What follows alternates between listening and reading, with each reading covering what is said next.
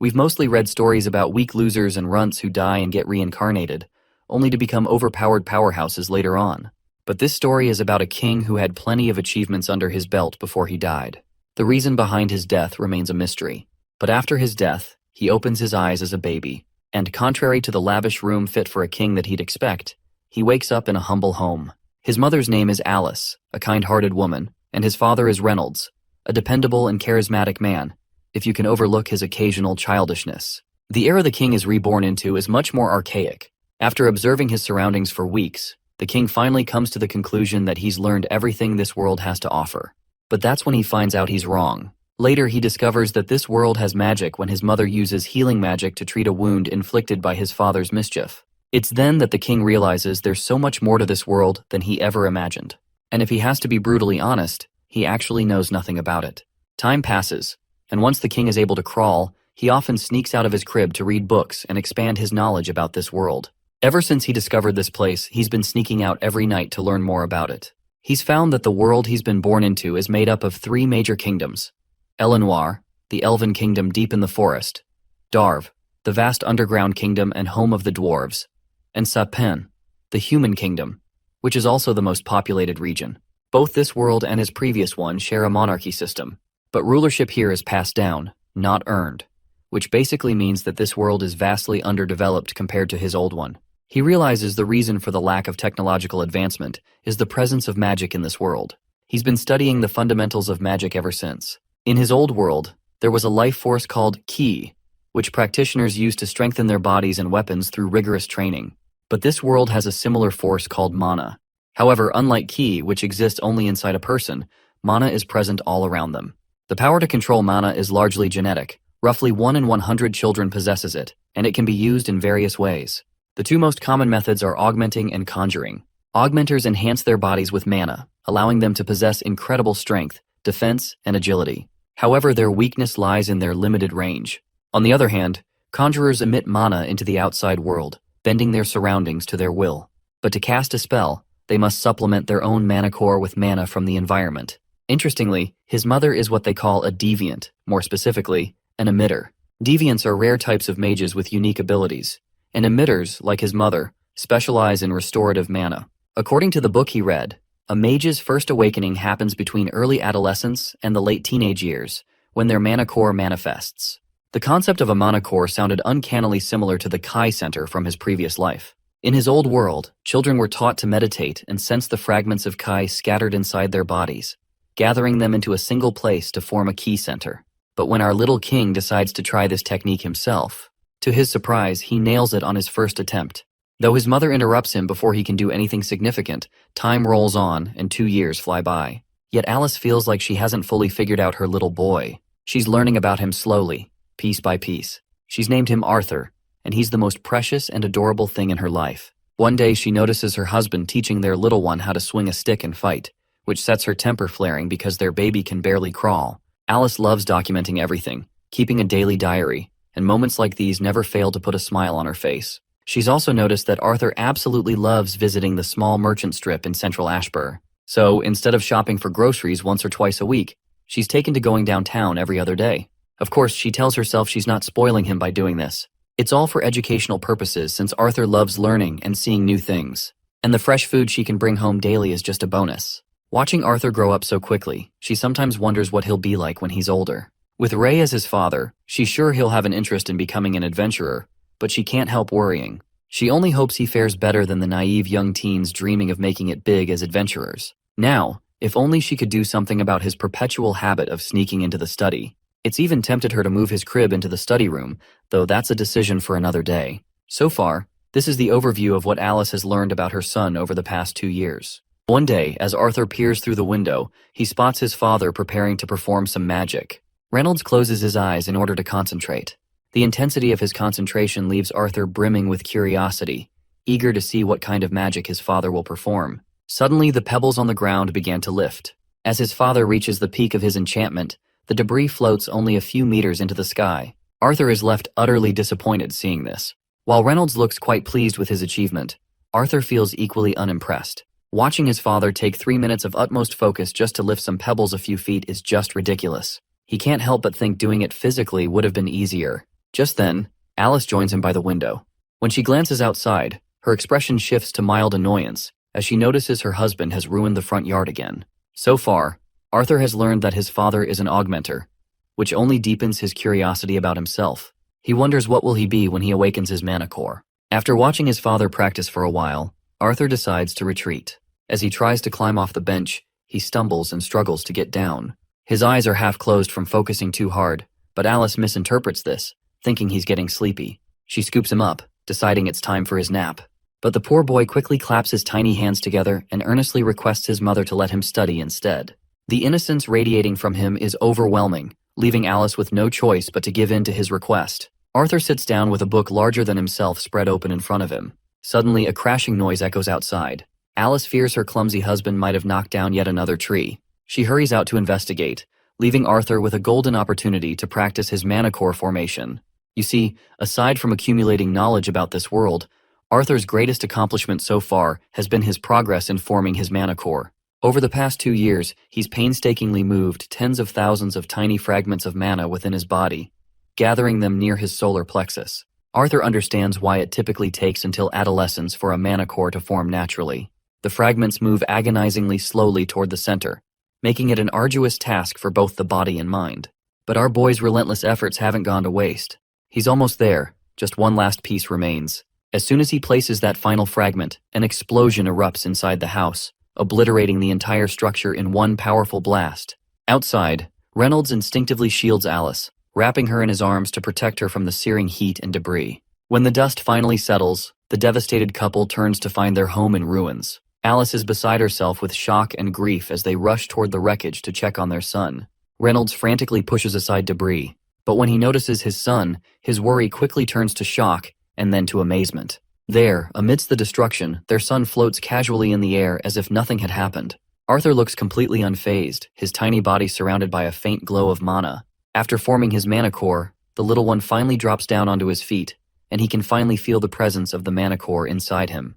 He's already starting to enjoy the sensation of having a mana core inside, and even the trees around him seem greener. But then, he realizes his house has been destroyed, and he has no idea who or what caused the damage. 5 years pass since that accident. Along with his mother teaching him how to read and write, Arthur has also been learning the basics of mana manipulation and augmentation. At first, since his body was too small for sparring, they focused on basic body workouts. Not long ago, his father decided it was finally time for Arthur to practice with the wooden sword he'd received for his 3rd birthday. Reynolds takes him outside to train, and as Arthur stands there with his newly acquired wooden sword, his father holds up a tree branch and tells him to match the flow of mana with his breathing. Just like your heart or lungs, your mana core is just another organ, his father explains. But Arthur doesn't think these abstract and vague instructions are going to teach anything to someone who is just literally 4 years old. Arthur takes his stance and exchanges a few playful blows with his father. The sparring drags on, with Reynolds clearly enjoying himself, but Arthur grows increasingly frustrated. Our boy knows that his father would not let him go until he accomplishes something noteworthy.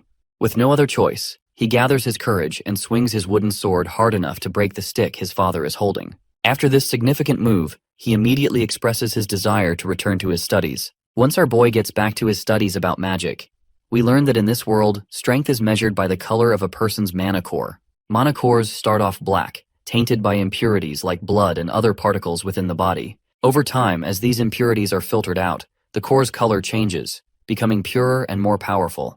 The progression moves from black to red, orange, yellow, silver, and finally, white. Each stage is divided into 3 shades: dark, solid, and light, with lighter shades signifying greater purity and strength. As our boy was deep in concentration, his mother interrupts him by urging him to come in for dinner. As they sit around eating, Arthur feels a growing irritation at the constant interruptions to his studies. Reynolds begins talking about finding a proper mentor for Arthur to further develop his skills. Alice immediately objects, pointing out that Arthur is only 4 years old and far too young for such a step. Reynolds counters that their son shows remarkable potential in mana manipulation, even at his young age, and he doesn't want to hold him back. Alice, however, stands her ground. She insists that she will not send her child off to some distant city. Reynolds reassures her by explaining that it isn't just any city, and promises that his trusted friend will personally take care of Arthur. Arthur tunes out most of the conversation, finding his parents back and forth exhausting. They suddenly turn to him and want his opinion on the matter. His father asks if he has any interest in leaving for the big city to study under a real teacher. My guy can't help but feel unsettled that his father is literally asking the opinion of someone who's only 4 years old. Anyhow, he plays the part of being a kid and meekly asks if his parents can't just go with him together. A sudden silence falls over everyone, but soon they burst into chuckles. Turns out this gullible couple hadn't even thought about the possibility of going with their kid as well. With that settled, his father makes the final call that they're all heading to Xyrus City together. The day finally arrives for them to leave their home. And they're not traveling alone. A party of adventurers will be tagging along with them on the journey. His father greets one of the adventurers and introduces his son to them. The little one quickly bows his head in respect and expresses his gratitude for their help in accompanying them to Xyrus. This adventurer really likes the kid's mannerisms and is already fond of him. His name is Crench, an augmenter, and his specialty is the spear. Then there's Angela Rose, a conjurer with a focus on wind magic. She's got big hooters and stands out among the group. Next up is Durden Walker, also a conjurer, but his specialty is earth magic. There's also Jasmine Flameworth, an augmenter who specializes in dual daggers. Among all the adventurers, she's the most passive. Without saying much, she quietly walks towards the carriage they're about to ride in. Lastly, there's Helen Shard, another augmenter with a specialty in magic archery. Now that everyone's acquainted, Reynolds decides it's time to move on. They load the carriages with their things, and the journey begins. The time has finally come for Arthur to explore a world beyond the little village he knew. As their journey continues, dawn breaks, and so do the monsters. The adventurers quickly take care of them, and they set up camp deep in the forest to spend the night. As everyone enjoys the bonfire, Arthur seems a little dejected, feeling the weight of this mundane journey. Helen Shard then turns to our boy and sits beside him to catch up. She's quite curious to learn more about him after hearing his father constantly praise him as a great magician throughout the journey. Meanwhile, Crench notices the two talking and decides he's going to test Reynolds' son for himself. Without much warning, he grabs the little one off the ground and proposes a quick duel. When Arthur finds himself facing off against Crench, he is unsure if he's even supposed to fight an adventurer like this. His pleading eyes dart toward his father, hoping for a way out. But his father only grins and starts egging him to win. Feeling utterly hopeless, Arthur can't believe how his father is literally useless in moments like these. Anyhow, my guy takes his stance, tapping into the experiences of his previous life. With a firm grip on his sword, he launches himself at Crench. Crench, on the other hand, stays steady, ready to dodge the incoming attack. But little does he know, our boy vanishes right before his eyes and reappears directly behind this bastard's back. My guy steadies his tiny body and channels some magic into his sword. Without wasting a moment, he quickly swings at Crench. But Crench dodges the attack with ease and retaliates with a slash of his own. The little guy ducks just in time, letting the stick zip past over his head. He takes advantage of the brief opening, launching himself straight into Crench's ribs and knocking the big guy to the ground. Crench isn't one to go down easily, though. He quickly swings his leg to trip the kid up, but my guy ducks down once again, narrowly avoiding it. Although he dodged the first onslaught, he's not sure if he can handle the next move Crench is already preparing. Sure enough, as soon as Crench's stick connects with him, the impact sends our boy flying. He lands a few feet away, his back aching like hell. Durden Walker gives Crench a little slap on the neck for going overboard with a kid. Crench, on the other hand, is absolutely awestruck by the sheer display of skill he just witnessed in Arthur. He can't understand how his father claims he hasn't taught him anything. But as usual, the father insists he hasn't taught his son a thing. The doting mother quickly starts healing Arthur while scolding him because she does not like the idea that he had been studying fighting all this time. Arthur tries to brush it off, claiming he just picked up a few moves by watching his father and reading books. But Crench isn't convinced. He's sure those moves couldn't have been learned just from books, and he's eager to learn the techniques Arthur just pulled off. Eventually, Arthur explains how to perform the acrobatic moves he pulled off. But whenever the others try, they fail miserably. Several days pass since they began their journey to Xyrus City. During this time, Arthur's birthday also passed, and he received gifts, not only because it was his birthday, but also for the efforts he put into teaching them those techniques. Surprisingly, the one who gave him a gift was none other than the usually passive Jasmine Flameworth. Meanwhile, the training with Adam, Helen, and his father continued with decent progress. To Arthur's surprise, Jasmine had already succeeded in learning a few techniques. It still amazes him how quickly she managed to grasp his instructions, especially when it came to learning feint step. After some fun near a picturesque waterfall, the group decided to press on with their journey. Eventually, they arrived at a desolate and barren landscape, a stark contrast to the lush greenery they had left behind. As the group shared some lighthearted banter, they joked about Arthur's father being a trouble magnet who always managed to drag everyone into some kind of mess. Meanwhile, Arthur tries to focus on reading a book but finds it nearly impossible to concentrate. The cause of his distress is Jasmine's stares, who just can't stop staring at him for quite a while now. Suddenly, their journey is interrupted by bandits. While everyone gets ready to face them, the looters outside launch a barrage of arrows. Thankfully, Angela Rose's wind magic stops most of them in their tracks, scattering the projectiles harmlessly. The adventurers quickly exude an intense aura as they grab their respective weapons, preparing for the fight. Helen immediately takes her stance, drawing and readying an arrow.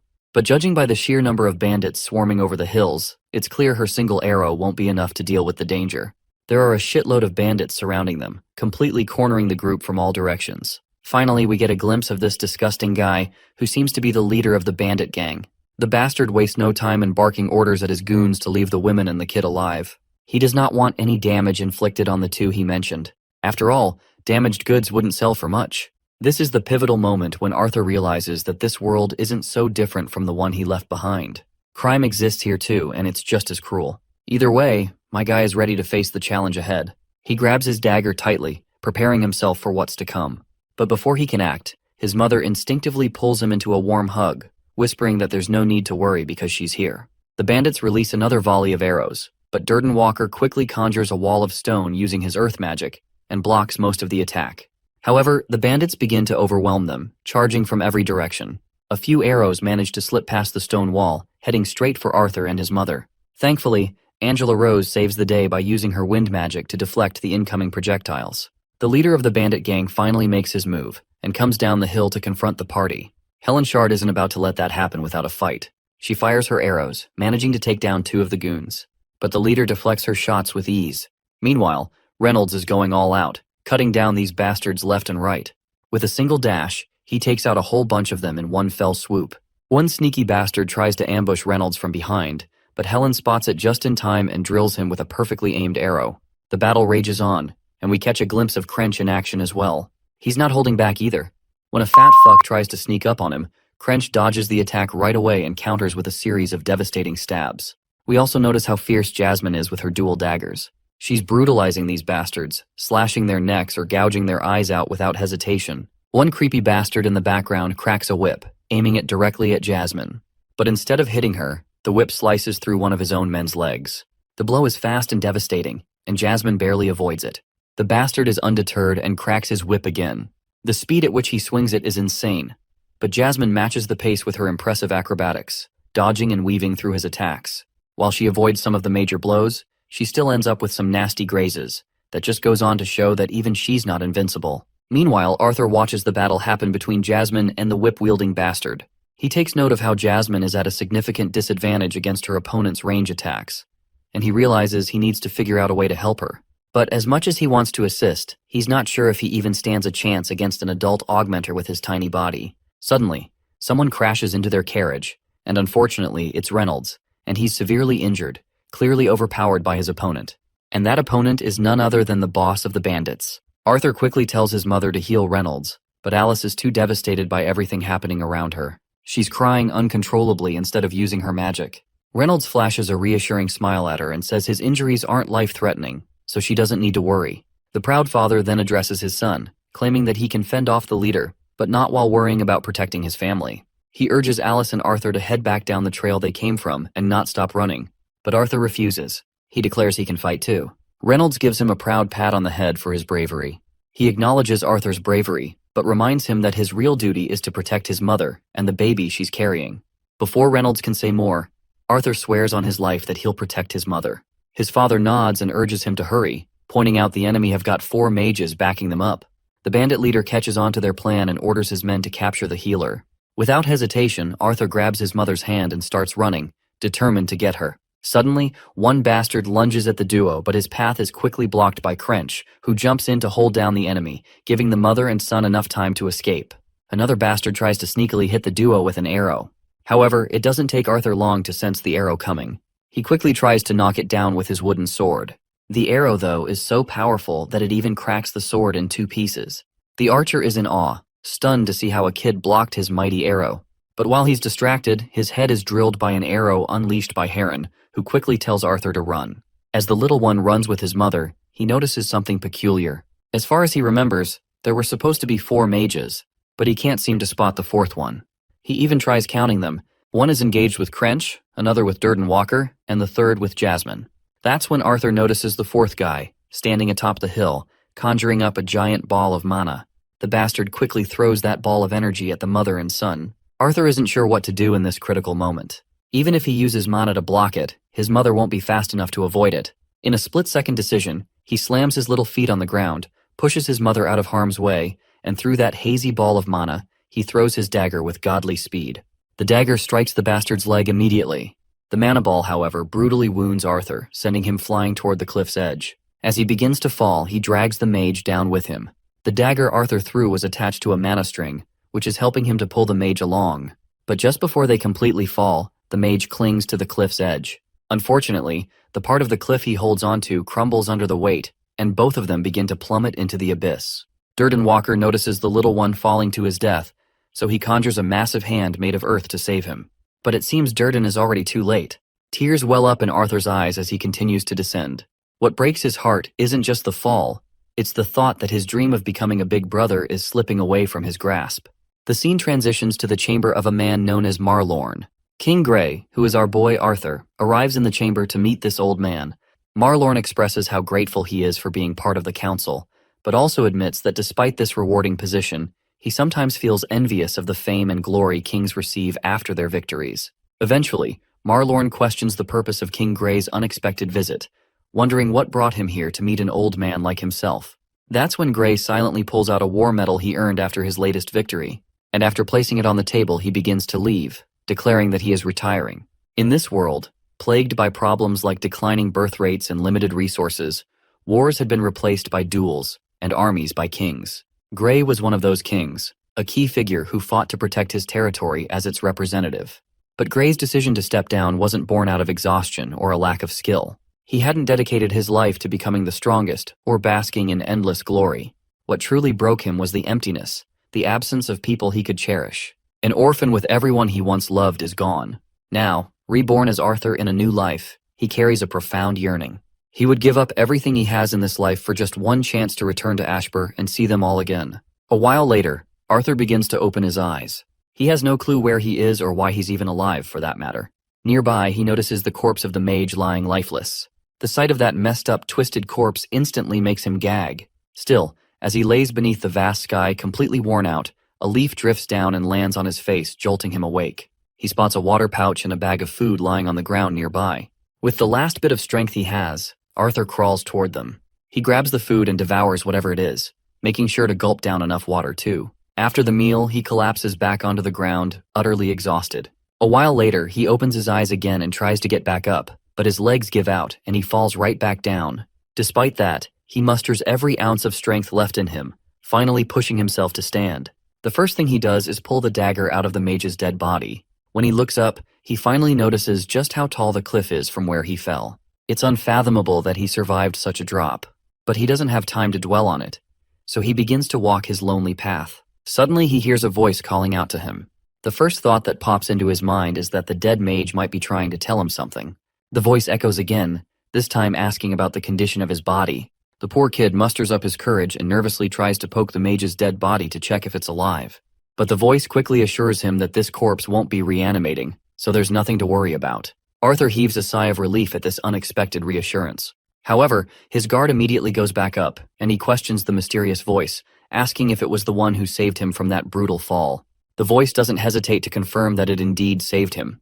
But when Arthur presses for its identity, the voice cryptically claims that he'll learn about it soon enough. Arthur doesn't like the way this mysterious voice is talking and makes it very clear he isn't buying a single word of it. The voice, however, calmly reminds him that it's the only one capable of getting him home from this place. The mention of home quickly jogs Arthur's memory, and he remembers the parents he left behind, and of course the sibling growing in his mother's belly. He has no idea if they made it to Zyra safely, or if they're even alright. Since there are so many questions he wants answers of, he gets humbled real quick, and politely addresses this mysterious being as Mr. Voice, and asks if he could trouble it for directions to get out of this place. The voice chuckles, amused at how this once arrogant kid has quickly become humble. It admits to liking Arthur for his quick wit, but can't help pointing out its annoyance at being called Mr., when in fact, it's a lady. Still, since Arthur's words were polite enough, the voice decides to guide him. Soon after, Arthur's mind is overwhelmed by this sudden shock, and he begins to see everything around him, even places far off in the distance. With this epiphany, Arthur starts making his way out of the woods. His body is recovering gradually, leaving him with only a few faint aches and pains by the afternoon. But he is still trying to figure out what magic she used to save him. How did she know he was falling? And why did she only save him? The more Arthur tries to come up with plausible explanations, the more questions he seems to end up with. Suddenly, Arthur's ears pick up the sweet sound of water flowing. He climbs up a giant rock blocking his path and literally dives into the river without a second thought. As he enjoys the refreshing moment, the mysterious lady calls out to him for how carefree he seems. She also questions the size of his manhood, expressing disappointment over such a small gun. Arthur feels humiliated and quickly pulls his clothes back on. Before continuing his journey, he makes sure to fill his water pouch and eat enough to keep his strength up. Since he fell off the mountain towards the east, he must be near the elves' domain, but he doesn't see any of the fog that Forest Elsher is known for. His fears about traveling through the beast glades are quelled by the fact that only small animals seem to be present. Although he's surprised he hasn't seen any mana beasts, given how rich the area is in mana. He would love to stay and absorb some mana, but he knows he can't linger. He has no time to waste. Especially it's more important to get back to his parents. With his mother pregnant, the stress of his potential death could endanger the baby inside her, and if they are still alive, he needs to be there for them. After walking long enough, Arthur finally arrives at the place where the mysterious lady resides. For a moment, he mistakes her for a cluster of rocks and feels relieved to have finally found her. But the lady quickly reminds him that she isn't some sentient pile of rocks, and tells him that if he wants to meet her, he'll have to head into the crevice. Without hesitation, Arthur begins making his way inside this tunnel which has this arcane faint glow emanating. He swallows his fear and descends further into the passage. As he walks, he suddenly stumbles and falls into an abyss glowing with arcane blue energy, eventually landing hard on solid ground. The crash is brutal, and his jaw aches like hell. Still, Arthur forces himself to get up, but no sooner does he stand than he collapses again. Before him stands a terrifying monster, so imposing it makes him trip over himself in fear. But, as it turns out, this monster is none other than the mysterious lady who had been talking to him all along. As she slowly walks toward him, Arthur panics beyond belief, his jaw hanging wide open in sheer terror. The girl suggests he shut his mouth unless he wants bugs to crawl into it. She then extends her massive hand toward him, which freaks him out a little. Calmly, she explains that it will take her some time to open a dimensional rift strong enough to transport him home. Until then, she suggests he enjoy the nourishment provided by the mysterious plants around them. Arthur bows his head and expresses his gratitude before walking toward the strange glowing fruits nearby. They're so shiny that he can literally see his sad reflection in their surface. He feels sorrow as the fruits remind him of the times he spent eating with his family. As he drifts into these thoughts, the lady monster suddenly startles him from behind. The sudden scare causes Arthur to unintentionally crush the delicate fruit in his hand, splattering its juice all over his face. Later, the both of them settle down to chow down the fruits, and while eating, Arthur finally decides it's time for this creature to introduce herself. The monster promptly reveals her name as Sylvia. With names exchanged, Arthur's initial fear of Sylvia's appearance slowly fades, and he begins asking all the questions that had been on his mind since waking up from the fall. Where was this place? Why was she here all alone? Where did she come from? How did she get that wound? And most importantly, why did she save him? Sylvia starts by answering his first question, explaining that this place is a narrow zone resting between the Beast Glades and the Forest of Elsher. No one knows about this area because she has been warding off anyone who comes near. Besides, not that many ever come here in the first place. So Arthur is basically the first person to enter her domain. Feeling more at ease with her now, Arthur gives her permission to call him Art, just as his family does. Sylvia acknowledges this with a nod and moves on to his second question. She explains that she is here alone because she has no one left to be with. She has many enemies who desperately want something she possesses. Her last battle with those foes before she managed to escape left her with the wound on her chest. As for why she decided to save Arthur, she admits she was moved by his courage and the sacrifice he made. Or perhaps it was simply that she had grown lonely and wanted someone to talk to. Whatever the case, she herself isn't entirely sure why she saved him in the first place. She then apologizes, explaining that she has to excuse herself for the night because her wound is festering, and she needs to be in good condition to work on the dimensional rift tomorrow. Arthur thanks her politely and wishes her a good night. As the imposing figure in dark armor walks away, he can't help but think about how lonely she appears. Before leaving, Sylvia shares one final piece of information with him. While her sight cannot reach the exact location of his family and friends, she assures him that they are all safe. This news leaves Arthur momentarily speechless, but then he feels overwhelmed with emotion, knowing they are safe. Tears of happiness flow as he cracks a smile and thanks her for giving him the good news he had been desperately craving. As time passed, Sylvia and Arthur spent hours talking about all sorts of things whenever she wasn't preparing the portal. Those hours bled into days, and the days into weeks, as they spent nearly every moment in each other's company. While Sylvia never spoke much about her own life, Arthur slowly began to understand what kind of person this mysterious being truly was. After living with this armor-clad mysterious lady, Arthur had come to understand that Sylvia was the living embodiment of the phrase, "Don't judge a book by its cover." Contrary to her trauma-inducing appearance, she was kind, gentle, patient, and warm. The way she cared for him reminded him of his mother, gentle and kind, but little strict when she needed to be, especially when he was wrong. Speaking of being strict, Arthur recalls something unpleasant. There was a time he had expressed his animosity toward the bandits who attacked him and his family. The image of the leader of that despicable gang is burned into his mind, and he knows his thoughts won't be at peace unless he hunts that bastard down. That's when Sylvia suddenly pokes him on the forehead, sending him flying several feet away. While she admits that he is not wrong, and that those bandits deserved death, which was precisely why she didn't save the mage who had fallen alongside him. However, she makes it clear that letting his heart become clouded with hatred and vengeance would only cause harm to himself in the long run. Instead, she tells him to continue living proudly, keeping his gaze forward, free from the weight of vengeance. He will come across misfortunes again, but he shouldn't let grief and rage corrode his mind. Instead, he should learn from them, face the future with a smile, and only then will he truly be victorious. Arthur wasn't expecting a lecture on morals and life from someone who seemed like the epitome of evil, yet her words struck him deeply. Lost in thought, he barely notices when she pulls him out of his contemplation, reminding him to finish the fruit she's given him. As he eats, he notices her wound looks worse. She quickly reassures him that there's nothing to worry about. It's normal for her wound to fester from time to time. Still, she has something else on her mind. According to her understanding, humans usually awaken their mana cores around the age of 12 or 13. So, how has he already formed his core and learned to use mana more efficiently than many fully trained mages? To her query, Arthur proudly explains that he is simply a born genius. If that's the case, she says, she has something to teach him. It's a technique, a way to meditate and absorb mana while moving, and maybe even while fighting if he's skilled enough. When she demonstrates the technique, Arthur is awestruck to see this, and his curiosity shoots through the roof. Sylvia then explains that humans often have a very linear mindset when it comes to mana. To master this technique, he has to start small, with simple, mindless movements, and gradually work his way up from there. But these abstract words aren't much help to Arthur, so Sylvia tries to explain that mana beasts learn to do this naturally. However, since humans usually awaken much later, their bodies aren't capable of this kind of multitasking.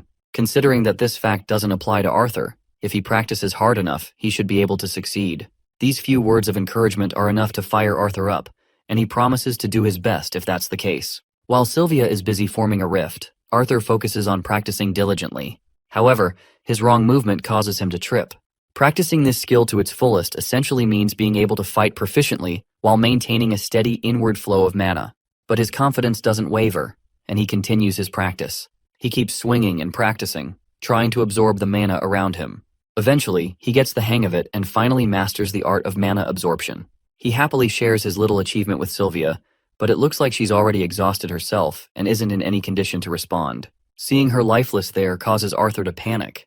It looks like her injury has gotten the best of her, and the blood leaking through her massive body is filling the area. He quickly grabs her massive hand, and with every ounce of strength his small body can muster, he successfully turns her massive form over, only to see that her wound is worsening.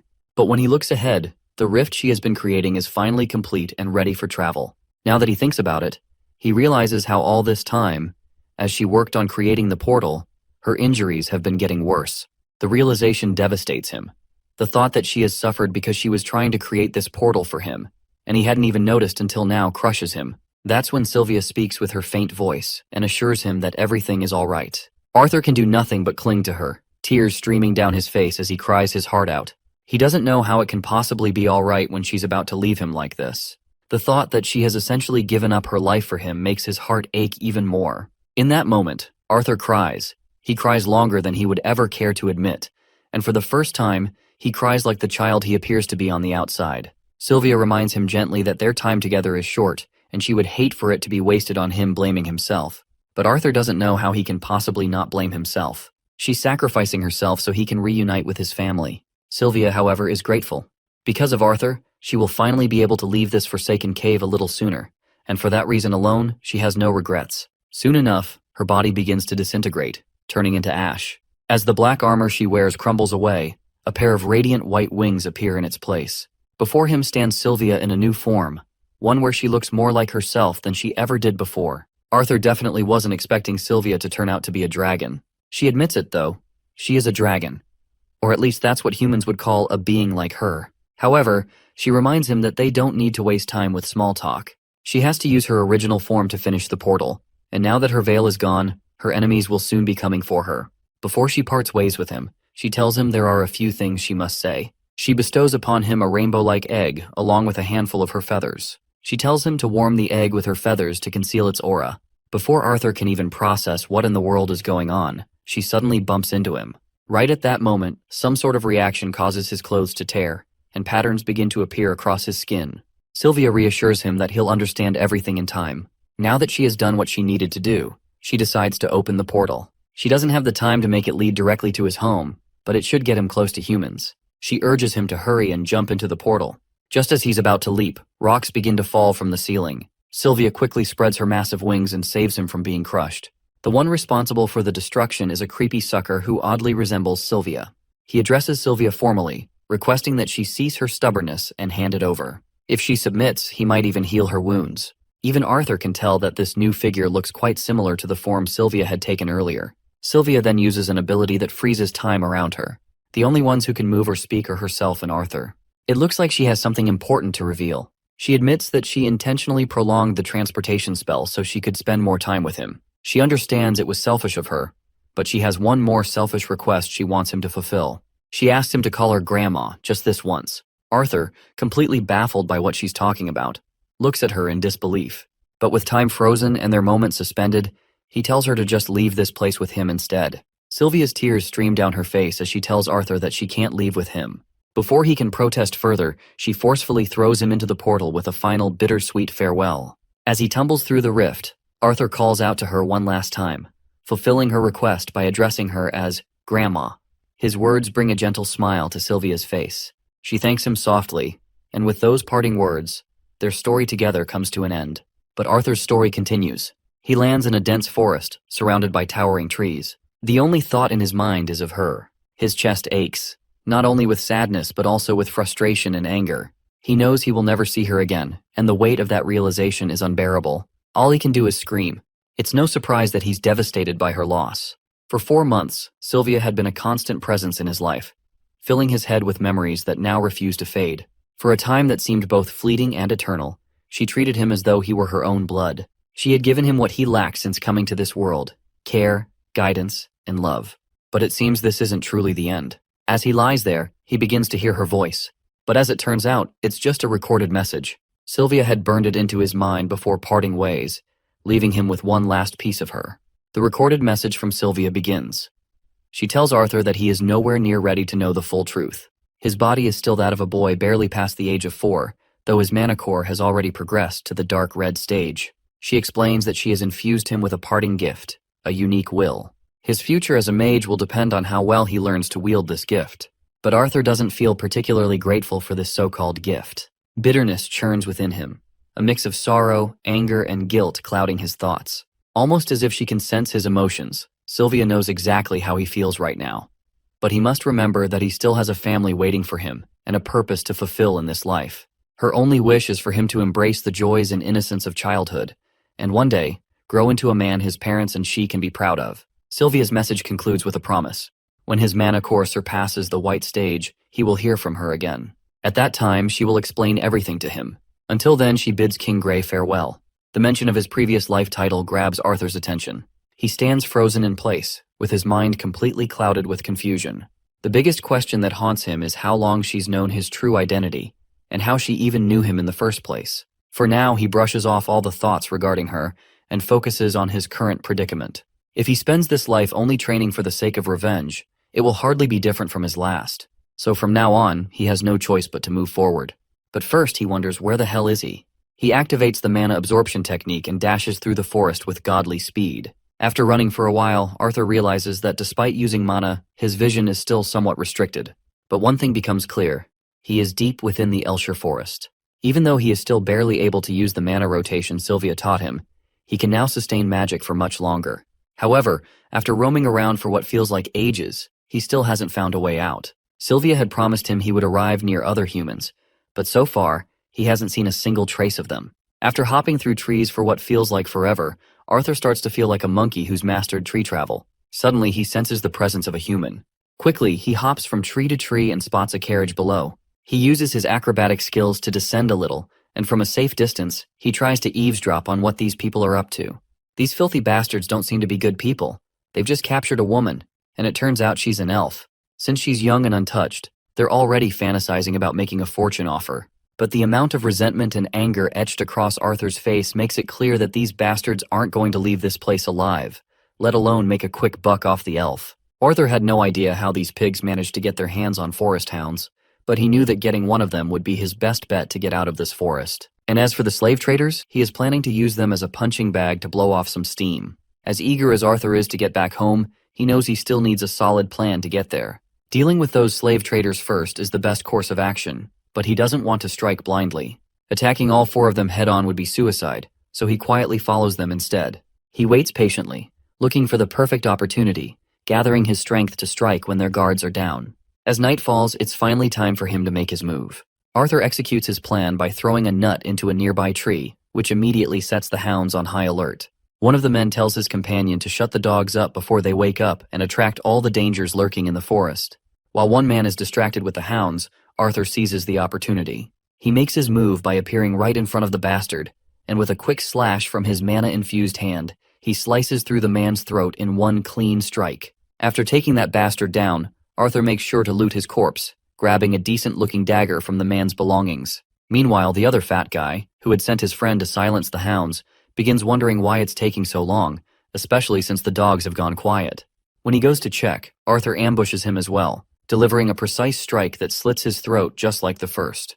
With 2 down, there are still 2 left, but Arthur's body is already starting to wear out from the effort. Suddenly, the elf girl inside the carriage starts making a commotion, which is the last thing Arthur wanted to happen. The other 2 goons step out of their comfort zones and start looking around for their missing companions. Arthur stays hidden behind the carriage, but one of them senses something and attacks. Arthur barely manages to block the strike and counters by cutting the man's legs clean off.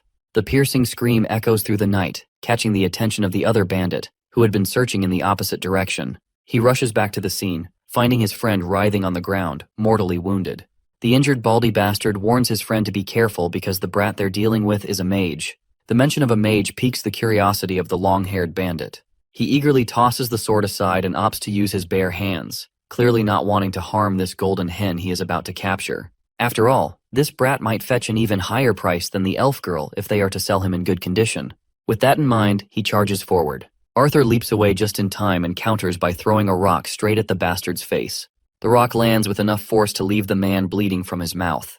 Arthur tries to take advantage of his dazed situation by throwing a mana-induced dagger at him, but the bandit snatches it mid-air. This strike only serves to intrigue this bastard even more, to think that this kid indeed has some nasty tricks up his sleeve.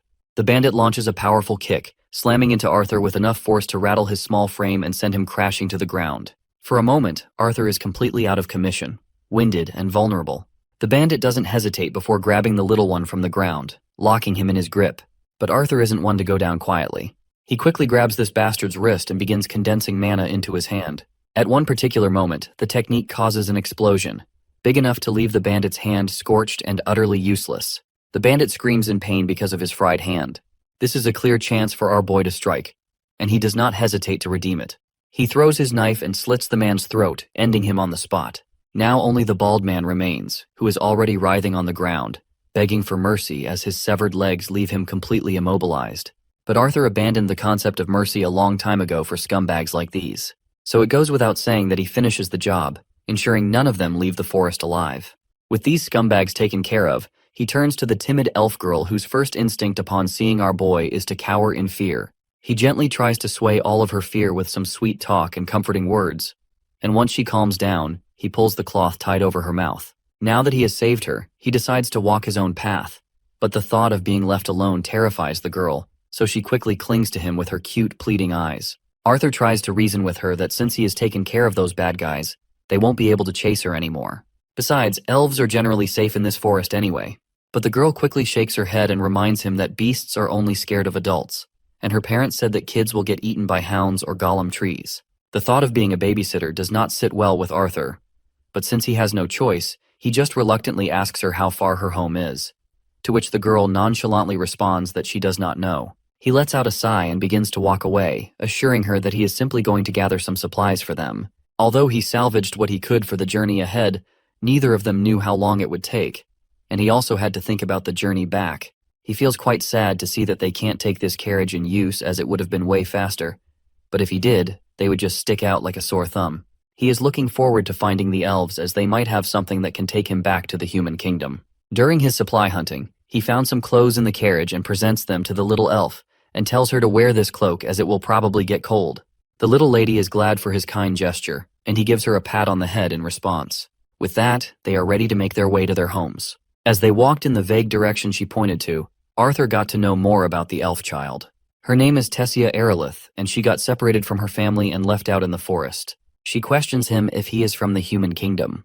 Whenever she remembers the human kingdom, all she thinks of are the rumors that say all male humans are perverts and have more than one wife. In their journey, they spend their time like this, with back and forth banter and teasing.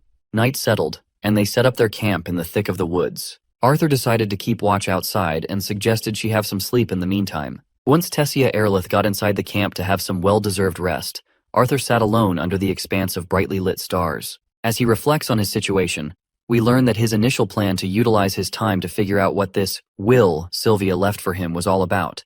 But it looks like he will have to wait to unravel this secret until he escorts the elf girl to her home. The girl gets out and suggests he have some rest as well. Although her grandmother has prohibited her from sharing her bed with boys, she says she will make an exception once.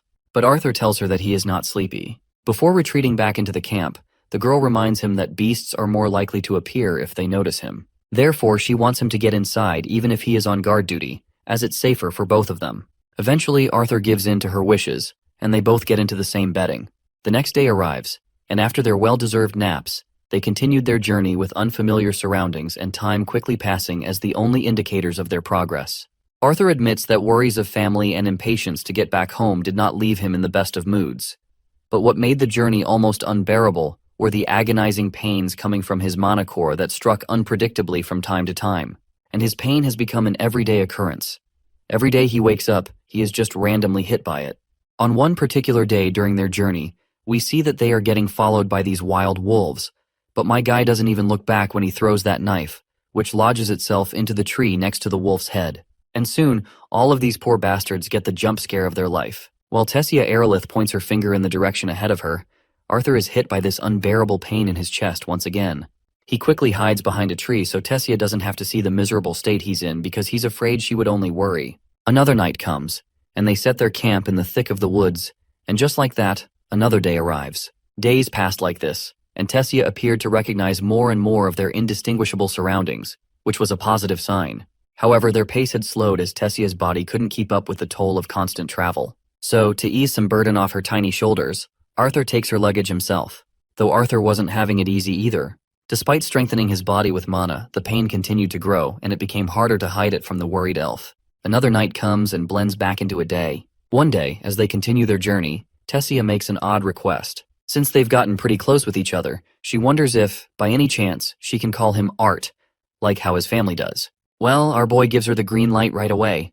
Tessia wasn't expecting him to agree to this so easily. So for that reason, Arthur decides to act dramatic on purpose. In the creepiest way possible, he says he would be most honored if Tessia Aerolith would refer to this humble countryside boy as Arthur. The girl pinches his cheeks for teasing her like this, and as their banter continues, Tessia suddenly notices something. She happily rushes in that direction, while our boy isn't exactly thrilled. As far as he can see, it's just moss, leaves, fog, trees, and lots of trees. Anyhow, their journey continues, and I'm gonna be honest, this is one of the longest journeys I've faced in the manhwa. Though this journey serves its purpose in character development, and because of it, our boy seems to have gotten closer to the little lady. Despite the mental age gap, they've grown a lot closer. Another day arrives, bringing another round of exploring the unknown woods. It looks like this long journey has finally borne fruit as they seem to have made their way. After feeling all the trees around her, Tessia finally finds the one she had been searching for. She does some magic mojo and opens a green gate in the wooden tree, inviting him to follow her inside. As soon as Arthur steps in, he falls through to the other side of the gate. When Arthur gets up and helps himself look ahead, he sees a magnificent sight. There's an entire civilization of elves, and the only word that pops into his mind after witnessing the grandeur of this place is pristine. But even that word feels like it doesn't do the place justice. As soon as the eyes of the local elves lock onto our boy, some soldiers quickly appear right before them. The soldiers aren't here to apprehend him, though. Instead, they're here to escort the royal princess with full protocol. The sight shocks Arthur to the point where he has no clue how in the hell he's supposed to react. His mind is clouded with all sorts of questions, but Tessia just nods her head slightly to affirm that what he's seeing is indeed real. One of the knights reports that they arrived as soon as they noticed the oral teleportation gate had been used. He also mentions that the king and queen have returned as well. Promptly, the scene pans to the panicking parents rushing toward their girl, Tessia. The lady is Mariel Aerolith, queen of Elenoir, and the man behind her is, of course, her husband, Alduin Aerolith, king of Elenoir. Another big shot enters the scene, Virion Aerolith. A name noted in every history book, he's the former king of Elenoir, known for leading the last war against the humans of the Sapang kingdom. With all of her family members gathered, Arthur gently pushes Tessia forward toward her worried parents, and they exchange warm hugs with her. Seeing how warm and full of love the scene is, Arthur remembers his own parents and wonders if his mother and father will react the same way when they see him again. King Alduin turns to Arthur and expresses his heartfelt gratitude, not just as the king of Elenoir, but as Tessia's father. As a small gesture of thanks for helping Tessia arrive home safely, he invites Arthur to accompany them to their home. Arthur is free to rest for a few days, and in the meantime, the king is eagerly looking forward to hearing the tale of their journey. Arthur can sense how firm and gentle the man's tone is, but his eyes clearly betray that feeling. From the look in his eyes, it's clear that what he requested isn't an offer, it's an order. Arthur reciprocates the gesture by expressing his gratitude for the offer, but he's suddenly yanked away when Tessia grabs him by the hand and starts dragging him along. Even the onlookers are startled to see this. The girl, on the other hand, is just dying to show him everything this place has to offer.